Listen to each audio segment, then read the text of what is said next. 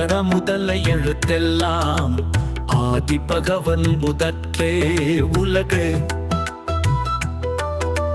கற்றதனால் ஆய பயன் என்கொல் வாளறிவன் நற்றாள் தொழா அரணென்.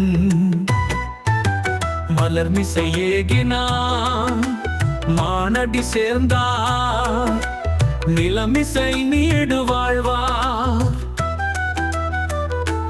வேண்டுதல் வேண்டாமை இலானடி சேர்ந்தாக்கு யாண்டும் இடும்பை இல.